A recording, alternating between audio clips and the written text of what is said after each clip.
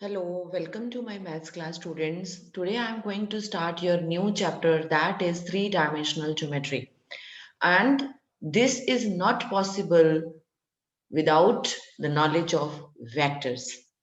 And today I'm going to start with direction cosines and direction ratios, which we have already studied otherwise in vectors. But let us start with direction cosine first of all. अब direction cosine होता क्या है? Direction cosine को समझने के लिए आप एक डायरेक्टेड लाइन लीजिए पहले. ठीक है, लेट मी टेक. मैंने पहले X Y and Z axis which are perpendicular to each other ये बनाए मैंने. ठीक है, ये एक्स है सपोज कीजिए, ये आपका वाई है एंड ये z है.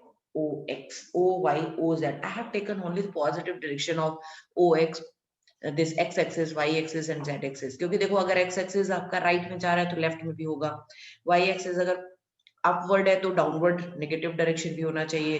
z एक्सिस अगर आपका आउटवर्ड है तो इनवर्ड डायरेक्शन में नेगेटिव होगा. लेकिन मैंने सिर्फ पॉजिटिव पॉजिटिव डायरेक्शंस लिए हैं इनकी x, y and z axis की. And suppose I'm taking one your line, directed line. Okay, suppose this is P, so OP.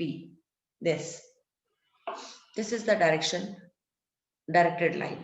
Now, what is the angle made by this directed line with the x-axis? That is known as alpha. That is represented by alpha. And what is the angle made by this line with the uh, positive direction of y-axis? That is beta. Okay, and what is the angle made by this line, this directed line with the positive direction of z-axis? That is gamma. Okay, now this alpha, beta and gamma, alpha beta and gamma are the angles. Clear हो गया? जो आपके directed line के साथ with the positive direction of x axis, y axis and z axis respectively these angles are made. These are known as these are alpha beta and gamma. और इनके जो cosines हैं यानी कि cos alpha, cos beta, cos gamma, these are called direction cosines of this line. These are called direction cosines and these are represented by L, M and N respectively. What does it mean? Means L आपका होगा cos alpha, M आपका होगा cos beta and N होगा आपका cos gamma. Okay, I think it's clear to all of you. So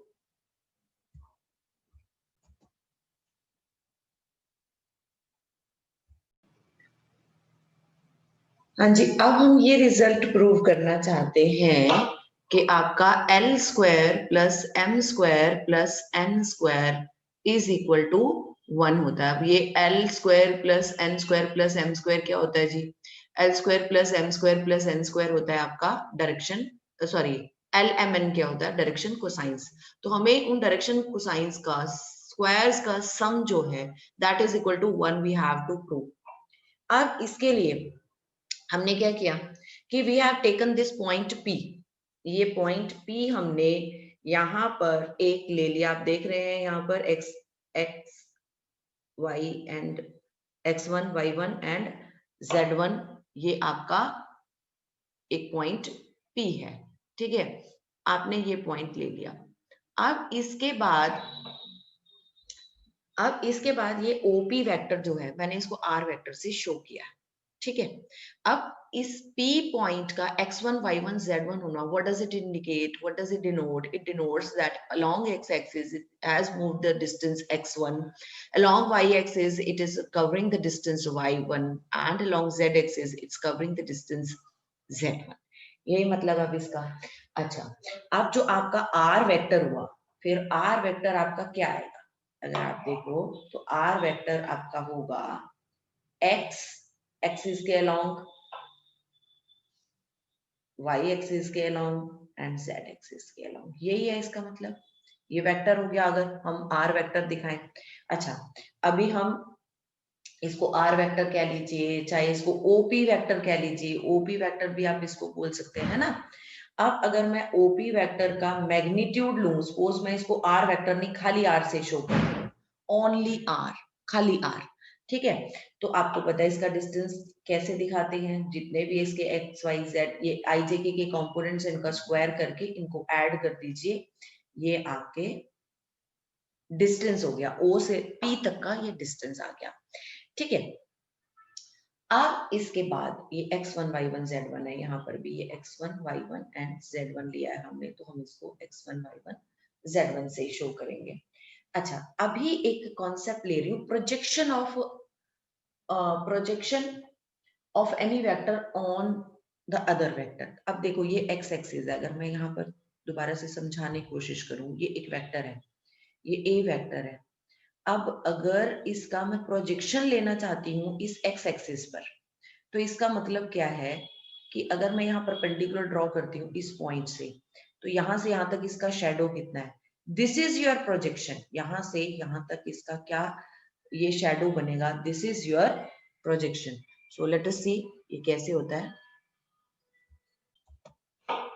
तो अगर हमें ये प्रोजेक्शन निकालना है, अगर मैं इसी वेक्टर को सपोज करो, इस वेक्टर को मैं आर वेक्टर ही बोल देती हूँ इसको, तो आर वेक्टर का मैग्नीट्यूड मेरे पास आर है, ठीक है।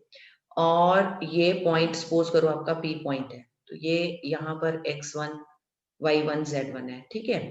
तो यहाँ से यहाँ तक का जो डिस्टेंस है वो x1 है, ठीक।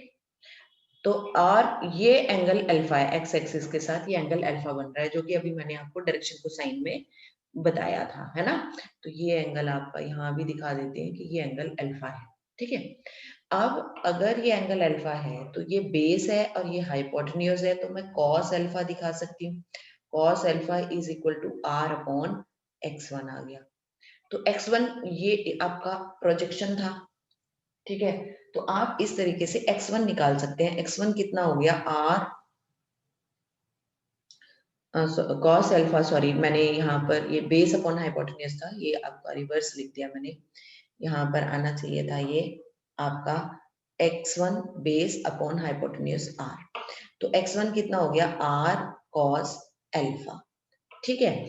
जैसे ये x एक्सिस के साथ किया वैसे बिल्कुल y एक्सिस के साथ होगा और वैसे ही आपका z एक्सिस के साथ होगा। तो अब हमारे x1 y1 z1 आपके इस तरीके से निकल जाएंगे, ठीक है। और यहाँ पर एक्चुअली अभी तो मैंने यहाँ दिखा दिया था परपेंडिकुलर, यहाँ कौन सा परपेंडिकुलर होगा, एक्चुअली यहाँ ये 3D में है तो इसलिए विजिबल नहीं हो पाता ये ढंग से, अदरवाइज ये आपका यहाँ पर ये यहाँ से ए तक ये जो आता है यहाँ ये परपेंडिकुलर ही होता है, ये ओ पी ए जो है वो राइट ट्रायंगल ही होता है, जिससे कि हम ओ ए यानी x1 निकाल लेते हैं। तो आपके पास यानी ओ ए कह लीजिए, ओ ए है ना, तो ओ ए कह लीजिए ये, या फिर x1 कह लीजिए, वो हमारे पास निकलेगा r cos अल्फा। इसी तरीके से सिमिलरली आप y1 भी निकाल सकते हैं, that is r cos beta. Similarly, you can find out Z1 is equal to R cos gamma. Beta is the angle between y-axis, positive direction of y-axis and this OP vector, and Z1 is the angle between the positive direction of z-axis and this vector OP, ठीक है। अभी अगर मैं इन सबको square करके add कर दूं, okay, square करके ऐड कर देती हूँ, तो ये क्या आ जाता है, R square cos square alpha, R square cos square beta, R square cos square gamma, तो सब में से आर स्क्वायर कॉमन निकल जाएगा, तो cos square alpha, this is cos square beta, this is cos square gamma, ठीक है। और ये कॉस अभी मैंने आपको बताया था, जब direction cosine I had explain to you at that time, I told you that cos alpha is represented by L, cos beta is represented by M. अच्छा, अभी यहाँ पर देखिए जरा, यहाँ नंबर 1 से if I take the square of number 1 then what does it become, यही बन जाता है ये बाय 1, है ना, ये आर स्क्वायर हो गया। So this is r square and this is l square plus m square plus n square, है ना, यूजिंग वन, यहाँ पर हमने वन को यूज किया।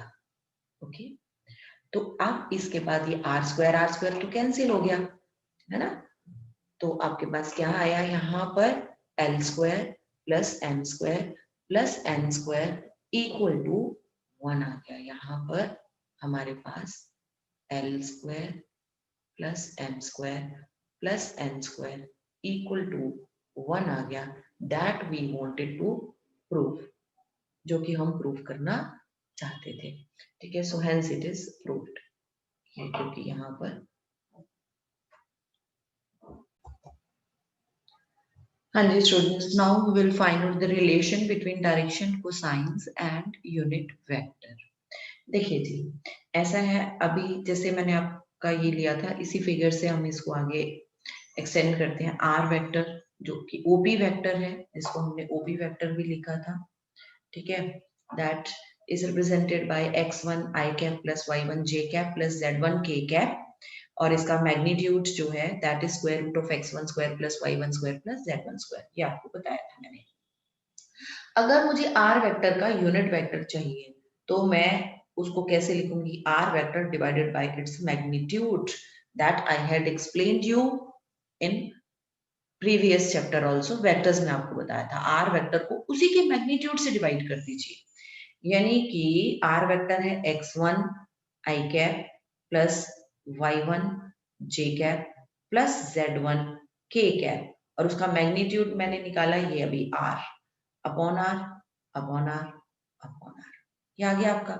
लेकिन अभी हमने पढ़ा था, अभी मैंने आपको पढ़ाया पीछे, एक्सप्लेन किया पूरा कि x1 अपॉन r क्या होता है, ये अभी कराया था ना आपको, कि अगर ये आपका p vector x1 y1 z1, ये OP वेक्टर है यहाँ पर, और p पॉइंट x1 y1 और ये z1 है, तो यहाँ से ये अगर सपोज करो a है तो ये x1 होगा, ये आपको कराया था, ये r है, तो ये एंगल अल्फा है। तो क्या था, ये आपको बताया था, cos alpha is equal to base upon height hypotenuse x1 upon r निकला था, तो x1 इज इक्वल टू, तो x1 अपॉन r क्या आ गया था, cos अल्फा आया था। तो ऐसे ये cos अल्फा आई कैप, है ना, तो अभी हम इसको इरेज कर देते हैं यहाँ से, ये ठीक है, और ये प्लस y1 अपॉन r क्या हो जाएगा, cos बीटा डायरेक्शन कोसाइन, है ना, ये क्या है, ये सारे क्या है, डायरेक्शन कोसाइंस है ना।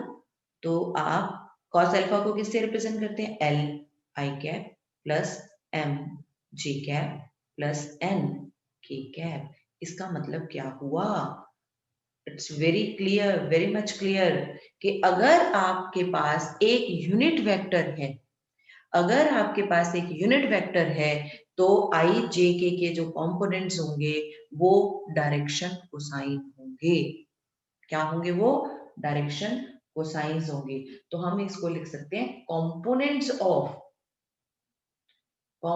Of unit vector are the direction cosines. तो हम इसको ऐसे लिख देते हैं ताकि आपको याद रहे कि, एक minute, components of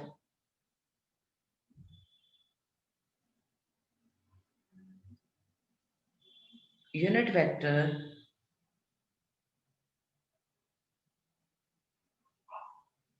are the direction cosines, are the direction cosines of the given vector, of direction cosines, बस direction cosines आप इसको, कि क्या है, direction cosines है of किसके,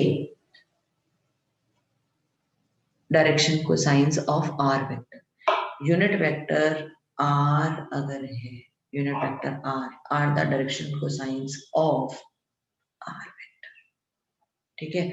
अगर कोई भी यूनिट वेक्टर है तो उसके कंपोनेंट्स उस वेक्टर के डायरेक्शन कोसाइंस होंगे। I think it's clear to all of you. हाँ जी, अब अगला point, very important point, two parallel vectors always have the same set of direction cosines. उनके डायरेक्शन रेशियोज अलग हो सकते हैं, लेकिन उनके डायरेक्शन कोसाइंस हमेशा सेम होते हैं। अब हम आते हैं कि डायरेक्शन रेशियोज क्या होते हैं, otherwise I have already explained. हाँ जी, अब हम पढ़ेंगे डायरेक्शन रेशियोज के बारे में। Direction ratios actually these are the multiples of the direction cosines, और इसका जो नोटेशन है वो अगर हम ABC ले लेते हैं, ठीक है, आई का कंपोनेंट A, अगर सपोज करो एक वेक्टर है आपका, R वेक्टर है AI plus BJ plus CK, ठीक है, तो इसका जो डायरेक्शन रेशियो होता है वो इसके IJK के कंपोनेंट्स होते हैं, ठीक है। और डायरेक्शन कोसाइन क्या होता है, डायरेक्शन कोसाइंस के नोटेशन होता है LMN, और LMN कैसे आया वो अभी हम आपको बता चुके हैं अभी पहले इससे। वो आता है इसी वेक्टर को इसके मैग्नीट्यूड से अगर हम डिवाइड कर दें तो हमारे पास LMN आता है, यानी डायरेक्शन कोसाइन आता है। अच्छा, अभी मैंने बोला कि जो डायरेक्शन रेशियो है यानी ABC है, that is the multiples of the direction cosine. तो हमने एक स्केलर से मल्टीप्लाई कर दिया, lambda L, lambda M, lambda N, ठीक है इसके। तो अभी मैं इसको और डिटेल में अभी आपको समझाती हूँ, लेकिन आप ये चीज समझ लीजिए कि डायरेक्शन रेशियो और direction cosine, these both are giving us the idea of direction of a line. जैसे जब आपने 2D में पढ़ा था, at that time what is the factor which decides the direction of the line, that is the slope of the line, but here in vector form direction of the line is decided by the direction ratios and direction cosines, okay। अभी अगर मैंने suppose करो R vector को show किया AI cap plus BJ cap plus CK cap से, तो हम LMN कैसे लेके आएंगे, LMN कैसे आएगा हमारा, LMN आता है हमारा, अभी आपको मैं इसमें करके बताती हूँ। As I told you, LMN होता है आपका R यूनिट वेक्टर जो होता है, अगर इसका मैग्नीट्यूड जो है R का मैग्नीट्यूड मैंने ले लिया R, ओके, तो हम हर एक इसको R यूनिट वेक्टर क्या होता है, vector divided by its magnitude, vector divided by its magnitude, ठीक है।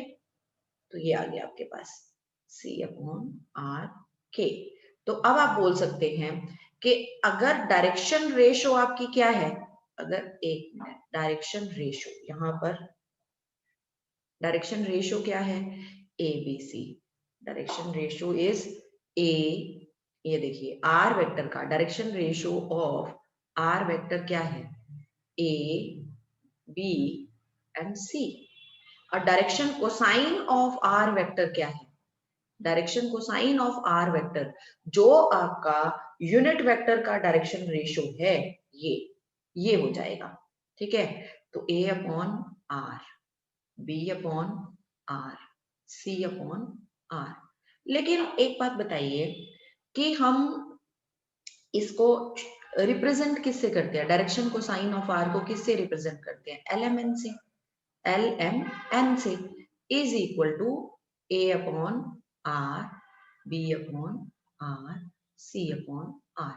तो आपका अगर देखो, अगर कंपेयर करो, L is equal to A upon R है, तो A किसके हो गया, LR के इक्वल, M किसके, ये B किसके इक्वल हो जाएगा, MR के इक्वल, और C किसके इक्वल हो गया, NR। ये जिस L हम यानी कि इस सॉरी मैंने यहाँ पर लैम्डा की जगह यहाँ पर LMR ये लिख दिया, ये एक्चुअली यहाँ पर सॉरी यहाँ पर लैम्डा M और ये लैम्डा, हाँ ये लैम्डा है एक्चुअली। अब हम इस लैम्डा की जगह अगर यहाँ पर, एक मिनट मैं आपको और डिटेल में यहाँ कोशिश करती हूँ कि समझा दूं। अगर आप इसको यहाँ ले आइए, इधर ले आइए, यहाँ पर इसको ले आइए यहाँ, तो आपके पास यहाँ पर क्या था, R था। कंपेयर कीजिए अभी, अगर आप इसको कंपेयर करते हैं, L is equal to AR है, तो ABC किसके इक्वल आ गया, अगर हम दोबारा देखें ABC किसके इक्वल आया, आपका आया आर एल, बी किसके इक्वल आया आर एम। कंपेयर किया जब आपने, देखो ए अपॉन आर एल के इक्वल है ना, ए अपॉन आर एल के इक्वल है, तो ए किसके हो गया एल आर के equal. Similarly B upon R M के इक्वल है, तो बी किसके इक्वल हो गया आर एम के इक्वल हो गया। ऐसे ही सी अपॉन आर एन के इक्वल है, तो सी किसके इक्वल हो गया आर एन के इक्वल हो गया। यानी is a lambda is any scalar. तो वो आपका अगर मैग्नीट्यूड ऑफ द वेक्टर हो जाता है, तो आप दोबारा से you can get the direction ratio of that vector. ठीक है, तो दोबारा से एक बार रिव्यू फटाफट से कर लेते हैं। डायरेक्शन रेशियो, डायरेक्शन कोसाइन को फटाफट से। ठीक, तो अगर हम कहें जल्दी से कि अगर direction ratio of R vector अगर आपके पास है ए बी सी, तो direction cosine of R vector क्या होगा ए अपॉन इसी का magnitude A square plus B square plus C square, B का square root B upon square root of A square plus B square plus C square, C upon square root of A square plus B square plus C square. ये तो तब है when you have been given the vector, जब आपको ये जो vector है ये आपको डायरेक्टली दे दिया हुआ है A I cap plus B J cap plus C K cap. अगर आपको सपोज करो वेक्टर नहीं दिया, if you have not been given the vector directly, you have been given any 2 points, आपको 2 पॉइंट्स नहीं है, इनको ज्वाइन करने वाली जो लाइन सेगमेंट है, वो लाइन का, उस लाइन सेगमेंट का आपने डायरेक्शन रेशियो निकालना है, तो आप कैसे निकालेंगे? What does it mean? आपके पास सपोज करो ये एक डायरेक्टेड लाइन है, ये एक डायरेक्टेड लाइन है फ्रॉम ए टू बी है, ठीक है, और ए जो आपको दिया हुआ है x1 y1 z1 और बी दिया है x2 y2 z2, ठीक है, 2 पॉइंट्स दिए हुए एक लाइन के, and you are to find out the direction ratio of this line A B. A B, तो हम जल्दी से इसका वेक्टर फॉर्म बनाते हैं। ए बी वेक्टर क्या है इसकी, x2 minus x1 i cap, y2 minus y1 j cap, z2 minus z1 k cap. Okay, ये हो गया अब आपके पास। अब अगर हम बोले डायरेक्शन रेशो, किसकी बात करें हम, अगर direction ratio of A B vector क्या होगा जी, अगर मैं इसकी मैग्नीट्यूड को पहले नाम दे दूं एक, this is equal to R, ठीक है। अच्छा, direction ratio of A B vector क्या होगा आपका, आई जे के कंपोनेंट्स होते हैं वो आपको पता है, तो वो आपके पास आ गया x2 minus x1 y2 minus y1 z2 minus z1। तो क्या याद रखेंगे, if you have been given any 2 points on the line, then what will be the direction ratio of that line, क्या होगा, difference of their x coordinates, y coordinates and z coordinates, इनका difference जो होगा वो उसकी direction ratio होगी। और direction cosine बिल्कुल जैसे भी पहले बताया था, direction cosine of A B vector क्या होगा, इसको इसी की मैग्नीट्यूड से डिवाइड कर दो, ए बी को, ए बी वेक्टर को उसी की मैग्नीट्यूड, और मैग्नीट्यूड हमने अभी क्या लिया था r, तो x2 minus x1 upon r, y2 minus y1 upon r, z2 minus z1 upon r, ये हो गया, ठीक है। अब हम ये क्या था, ये था आपका direction ratio of a line segment, ये निकाला हमने direction ratio of line segment when you have been given any 2 points on the line segment, then how we can find out direction ratio and direction cosine of that line segment. Now come to the next point. Next point is angle between two lines, angle between two lines. अब suppose कीजिए कि आपके पास 2 lines हैं, ठीक है, ये आपके पास 2 line है, लाइन L1 है एक, और ये लाइन L2 है। अब सपोज करिए कि अगर आपको लाइन L1 के डायरेक्शन रेशो दिए हैं, मैं इसको ना कैपिटल L से रिप्रेजेंट करती हूँ, नहीं तो आप कंफ्यूज हो जाएंगे। ये कैपिटल L1 है और ये कैपिटल L2 है, ये L1 है, ठीक है, तो इसके डायरेक्शन कोसाइन है L1 L M1 M1 L1 M1 and m1 and n1 क्या है, डायरेक्शन कोसाइंस। और इसके क्या है, लाइन 2 के वो हैं आपके, लाइन 2 के डायरेक्शन कोसाइंस हैं L2, M2, N2, and you want to find out the angle between these two। ठीक है, तो अब हमने क्या किया, first vector which can be written by using the direction cosine of first line m1 j cap plus n1 k cap, second vector which is represented by L2, that is representing that direction, that second line, वो है L2 I cap M2 J cap, ये उसकी direction को represent कर रहा है N2 K cap। ठीक है, अब इन दोनों में एंगल चाहिए, तो दो वेक्टर्स में एंगल आपको निकालना आता है।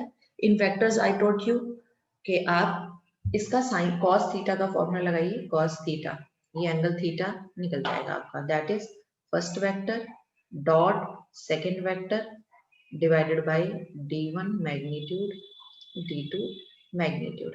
अच्छा एक बात बताइए, ये जो d1 है वो डायरेक्शन कोसाइन है, डायरेक्शन कोसाइन, ठीक है। अब अगर मैं इससे निकालूं L1 square plus M1 square plus N1 square, magnitude आएगा कि नहीं, and I proved that L square plus M square plus N square कितना होता है, 1 होता है। डायरेक्शन कोसाइंस का स्क्वायर्स का सम करके what is that, that is 1। तो यहाँ पर 1 आ जाएगा, यहाँ पर भी 1 आ जाएगा, क्योंकि सेकेंड लाइन में भी L2 M2 N2 direction cosine है। तो हम इसको लिख सकते हैं d1 डॉट d2, क्योंकि ये 1 इंटू 1 है। क्यों 1 इंटू 1 है, क्योंकि L1 square plus M1 square plus N1 square 1 होगा, वैसे ही आपका L2 square plus M2 square plus N2 square भी 1 होगा, यानी ये मैग्नीट्यूड भी 1 है, ये मैग्नीट्यूड भी आपकी 1 है। तो ये तो तब है, लेकिन अगर ये आपके डायरेक्शन कोसाइन ना दिए होते, these are not given the direction cosines, फिर क्या होता है, ये अगर ये डायरेक्शन रेशियोज होती, ठीक है, अगर आपको डायरेक्शन रेशियोज दी हुई है तब आप कैसे करेंगे। तो सपोज करो हमें दी हुई है डायरेक्शन, अब एंगल कैसे निकालेंगे, एंगल बिटवीन टू लाइंस। अगर आपको एंगल निकालने वाली जो दो लाइंस हैं L1 एंड L2, L1 का direction ratio ABC A1 B1 C1 दिया है, और ये A2 B2 C2 दिया है, तो ठीक है कोई बात नहीं। अब आपका D1 क्या हो जाएगा, A1 I cap B1 J cap C1 K cap, और D2 वेक्टर क्या हो जाएगा, A2 I cap B2 J cap C2 K cap. बिल्कुल वैसे ही निकालना है आपने, इसके बीच में ये एंगल थीटा निकालना है। तो थीटा क्या हो जाएगा, D vector dot D1 vector dot D2 vector divided bye D1 magnitude D2 magnitude। So this was the all required us to solve the sums of exercise 11.1, that is related with the direction ratios and direction cosines of the line and the angle between the two lines. So let us start the sums of that exercise 11.1। हाँ जी, जल्दी से एक बारी इनके formula हम revise कर लेते हैं जो भी पढ़े हमने। Direction ratio of a line which is obtained by joining these 2 points x1 y1 z1 and x2 y2 z2 will be, याद रखना डायरेक्शन रेशियो कभी भी किसी लाइन की क्या होगी, दोनों पॉइंट्स के x y z कोऑर्डिनेट्स का डिफरेंस होगा। अभी distance between the two points निकालना है, तो बिल्कुल जैसे हमने पहले 3D में सीखा वही है फॉर्मूला। अब direction cosines of the line joining two points, आपने एक्स वाई जेड कोऑर्डिनेट्स का difference divided by the magnitude यानी डिस्टेंस, उस P पॉइंट से Q पॉइंट तक का डिस्टेंस, ठीक है। अभी L square plus M square plus N square 1 होता है। अब angle between the two lines which direction ratios are this, तो वो क्या होगा कि आपने एक फर्स्ट लाइन का जो वेक्टर है डायरेक्शन है उसको सेकंड लाइन के डायरेक्शन से मल्टीप्लाई कर दिया, डॉट प्रोडक्ट ले लिया, divided by the magnitude of both the directions, ठीक है।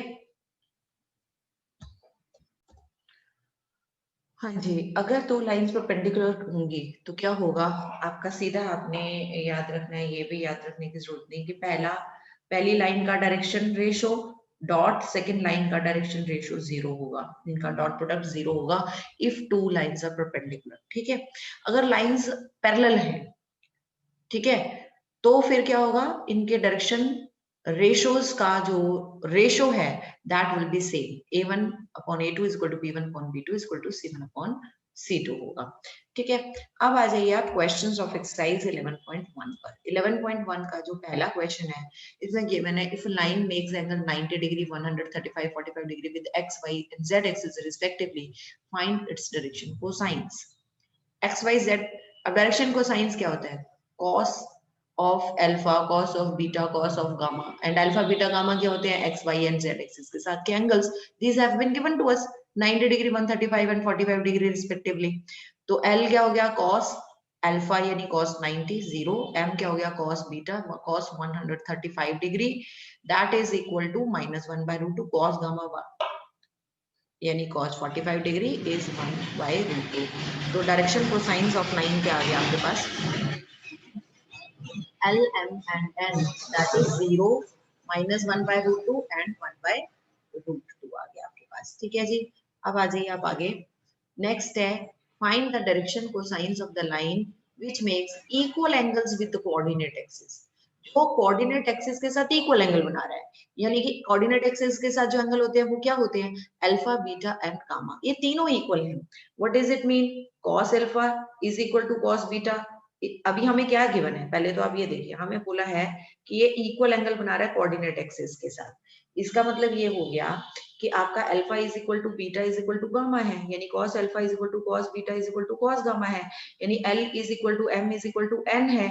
ठीक है, अब हमें पता है कि L square plus m square plus n square क्या होता है, 1 होता है, यानी L square plus L square plus L square, क्योंकि ये तीनों इक्वल है, मैं m और n की जगह भी L ही लिख सकती हूँ, that is equal to L, यानी 3L square is equal to 1, तो L हो गया स्क्वायर इज इक्वल टू 1/3, यानी L इज इक्वल टू 1/√3।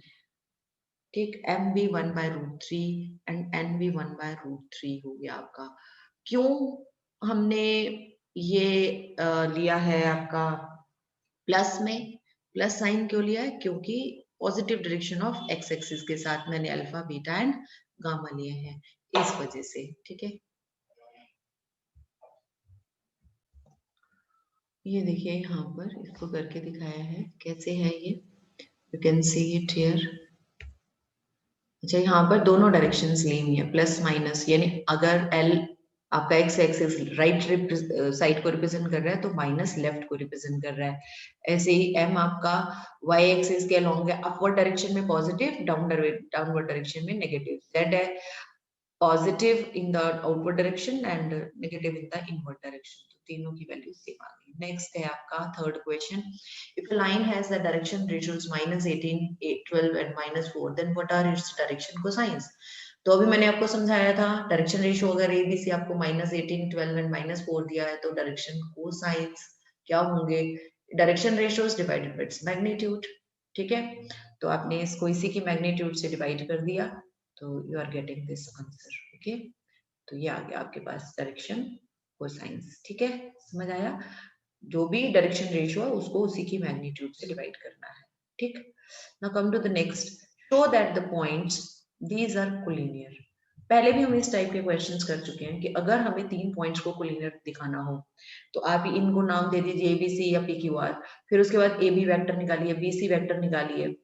ठीक है, उनका जो A1 upon A2 is equal to B1 upon B2 is equal to C1 upon C2, यानी कि आपके एक्स वाई जेड के जो कंपोनेंट्स का रेशियो होगा वो सेम आएगा, तो we can say that these are collinear vectors. So these are collinear vectors then we can से।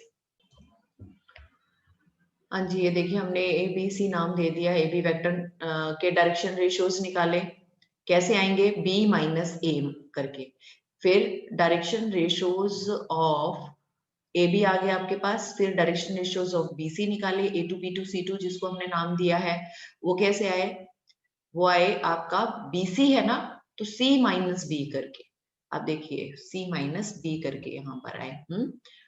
अब हमने जब इनका ये जो direction ratio of A B है A1 B1 C1 और डायरेक्शन रेशियो ऑफ BC है A2 B2 C2, जब इनका कॉरस्पॉन्डिंग रेशियोज लिया we are getting the same value -1/2. So these we can say that these two lines AB and BC are parallel. लेकिन इनमें एक point common आ गया, point B is common, therefore we can say that these points collinear. Now come to the last question of this exercise. In this question, find the direction cosines of the sides of the triangle whose vertices are given. बिल्कुल आसान है question ये कि आपके पास ये A B and C vector दे दिया हमने. ए बी वेक्टर, ये direction ratio of A B निकाल लेना है, फिर direction ratio of B C निकाल लेना है, फिर direction ratio of A C निकाल लेंगे, फिर direction cosines of A B निकालेंगे. फिर डायरेक्शन कैसे निकलेगा? जो ए बी वेक्टर के डायरेक्शन रेशियोज है उसको उसी की मैग्नीट्यूड से डिवाइड कर दीजिए आप. ठीक है, तो -4 एंड 6 डायरेक्शन रेशियोज आए, उसको उसी की मैग्नीट्यूड कैसे निकलेगा? इन्हीं का स्क्वायर करके ऐड करके स्क्वायर रूट ले लीजिए. ठीक है, तो ये देखिए. ओके, ऐसे ही डायरेक्शन रेशियो बीसी निकालेंगे, फिर उसको उसी की मैग्नीट्यूड से डिवाइड करके direction cosines BC आ जाएगा. Same similarly for AC. ठीक है,